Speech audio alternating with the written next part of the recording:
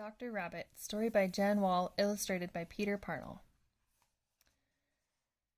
The rabbit was chosen to be the doctor because of all the animals in the forest. He was the quickest on quick fur feet. The first thing he did was hang out a beautiful shingle.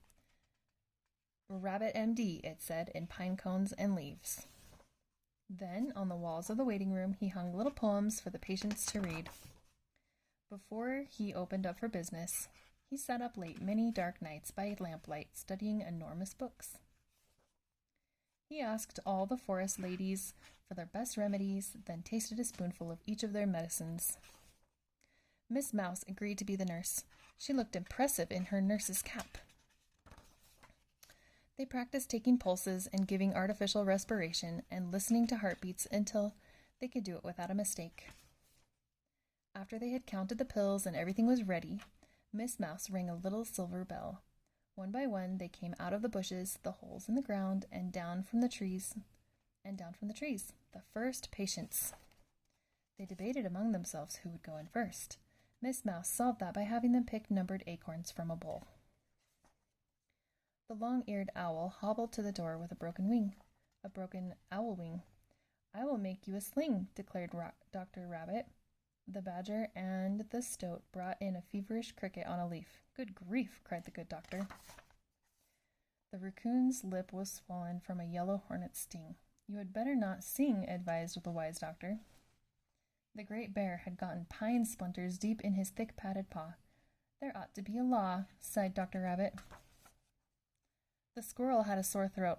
Don't go out now without a coat," prescribed the doctor, writing it down.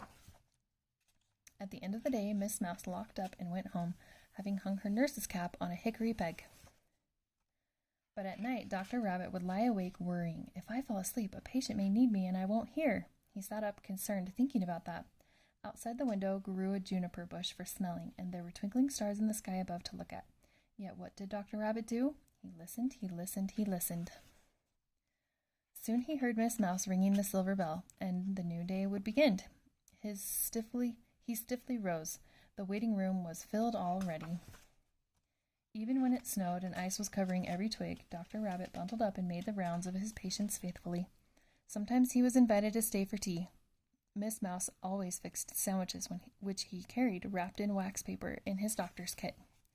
When babies were going to be born, Dr. Rabbit raced through the forest like lightning, tired as he was. However, one morning the doctor was too exhausted to climb out of bed. Miss Mouse put a sign on the door. "Sorry, the doctor is sick." When the animals heard the news, they each brought one flower, a tiger lily, a columbine, a daisy, a red clover, a shooting star.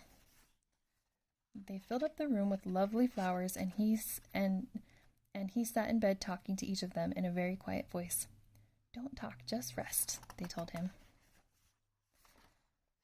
And when he was sleeping and they knew he really would soon get better, they crept away on tiptoe, saying, "Good night, Dr. Rabbit." The end.